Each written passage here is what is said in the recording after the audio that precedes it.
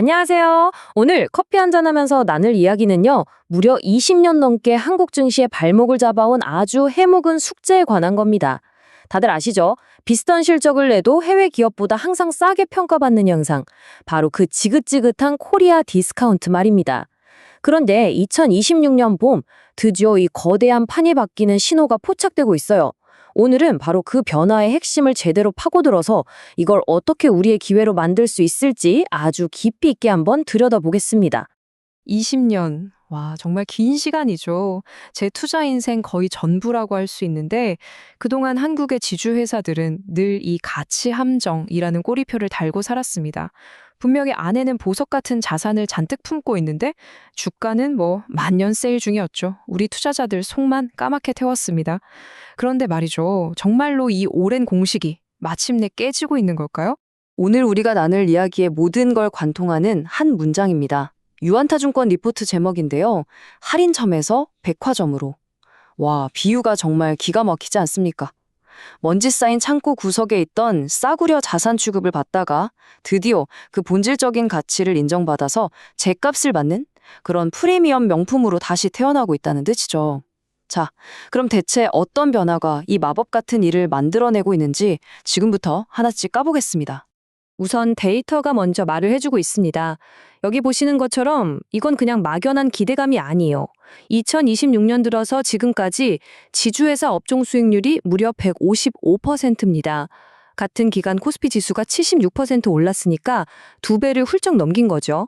이건 시장의 가장 똑똑한 돈이 지금 어디로 흘러가고 있는지 너무나 명확하게 보여주는 증거라고 할 수 있습니다. 자, 그럼 첫 번째 핵심 동력부터 한번 살펴보죠. 바로 자사주 리트머스 시험지입니다. 정부의 새로운 정책 하나가 그동안 애매하게 감춰져 있던 기업들의 속내를 아주 투명하게 그냥 탈탈 털어서 보여주고 있어요. 진짜 주주를 위한 진짜와 그런 척 신용만 하는 가짜를 완벽하게 걸러내는 거죠.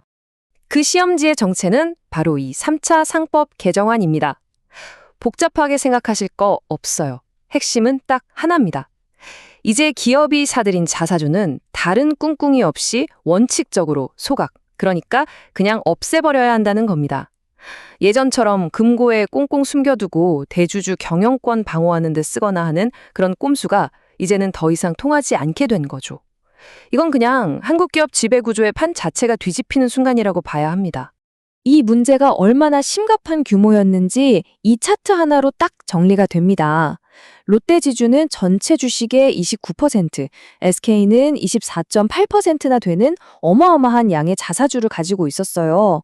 이제 이 기업들은 시장 앞에서 자, 이 주식들 어떻게 할래? 하는 질문의 답안지를 제출해야만 하는 피할 수 없는 시험대에 오른 셈입니다. 그리고 그 답안지의 내용이 기업의 운명을 가르고 있습니다. 이 표를 보면 그 차이가 정말 하늘과 땅 차이죠. SK는 가지고 있던 24.8% 중에 무려 20.3%를 소각하겠다고 답했어요. 이건 우리는 법의 정신을 존중하고 주주 가치가 최우선입니다 라는 걸 그냥 행동으로 보여준 겁니다. 반면에 롯데지주는요, 29%나 가지고 있으면서 고작 5%만 소각하겠다고 했죠. 여러분, 이게 왜 우리 포트포리오에 중요할까요? 바로 어떤 기업이 진짜 우리 편인지, 우리와 같은 배를 타려고 하는지 보여주는 가장 정직한 시그널이기 때문입니다. 자사주 소각, 이게 왜 그렇게 중요하냐고요? 아주 간단합니다. 시장에 돌아다니는 주식의 총량이 줄어드니까 내가 가진 주식 한 주의 가치가 즉시 올라가는 거예요. 주당 순위, EPS라고 하죠. 이게 바로 점프하는 겁니다. 이건 또 경영진이 우리 회사 주가 지금 너무 싸다라고 시장에 외치는 것과 같은 강력한 자신감의 표현이고요. 배당 말고 주주에게 가치를 돌려주는 가장 확실하고 직접적인 방법 중 하나입니다. 자, 이제 코리아 디스카운트를 만든 두 번째 주범을 잡으러 가볼까요?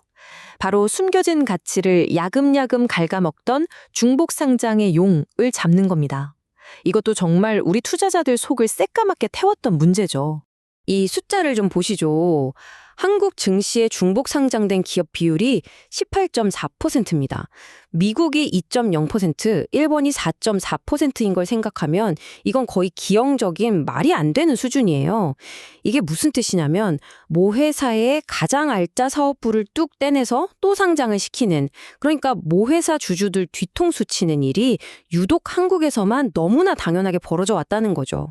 이게 바로 그 가치 함정이 어떻게 작동했는지 보여주는 교과서 같은 사례입니다. 삼성바이오로직스가 상장하니까 자회사 주가는 하늘 높은 줄 모르고 날아갔는데 정작 그 모회사인 삼성물산 주가는 오히려 빌빌거렸죠. 파이는 커졌는데 정작 원래 주인이었던 삼성물산 주주들은 닭줬던 개신세가 된 겁니다. SK도 똑같았습니다. SK바이오팜이 아주 화려하게 상장했지만 모회사인 SK 주가는 그 뒤로도 한참 동안 힘을 못 썼어요. 이건 한두 기업의 도덕성 문제가 아니라 한국 시장 전체의 고질병, 구조적인 문제였다는 걸 보여주는 명백한 증거입니다. 그런데 드디어 정부가 여기에 칼을 빼들었습니다. 신규 중복 상장 원칙적 금지. 앞으로는 알짜 자회사를 쪼개서 또 상장하는 꼼수가 사실상 불가능해집니다. 이 한 줄의 규칙이 갖는 의미 어마어마합니다. 진짜로요. 이제 지주회사가 품고 있는 비상장 자회사들의 가치가 중간에 새어나갈 걱정 없이 온전히 모회사의 가치로 평가받게 된다는 뜻이니까요. 자, 지금까지는 큰 그림, 그러니까 탑다운 관점에서 거시적인 정책 변화를 살펴봤습니다. 이제 이 거대한 파도를 가장 잘 타고 있는 구체적인 기업, 바텀업 분석으로 들어가 보겠습니다. 유안타 증권이 최선호주로 굽은 SK입니다. SK가 시장에 던진 메시지는 이 숫자 하나로 끝납니다. 4조 8천억 원. 이 막대한 규모의 자사주를 소각하겠다는 결정은 우리는 진심이다. 이걸 그냥 행동으로, 돈으로 보여준 겁니다. 100마디 말보다 훨씬 더 강력한 하나의 행동이었죠. 그럼 SK의 진짜 가치는 어디서 올까요? 여기 표에 나온 것처럼 우리 눈에 보이는 SK하이닉스나 SK텔레콤 같은 상장사만 있는 게 아닙니다. 진짜 보물은 바로 SK실트론처럼 아직 시장에 공개되지 않은 숨겨진 알짜배기 자산들이죠. 결국 SK의 가치는 대한민국 핵심 산업을 이끄는 이 강력한 포트폴리오 전체의 합이라고 봐야 합니다. 근데 여기서 진짜 재밌는 게 나옵니다. 최근에 그렇게 주가가 많이 올랐음에도 불구하고 SK의 현재 시가총액은 여전히 그 본질 가치, 즉 순자산 가치에 비해서 52%나 싸게 거래되고 있다는 거예요. 이게 뭘 의미할까요?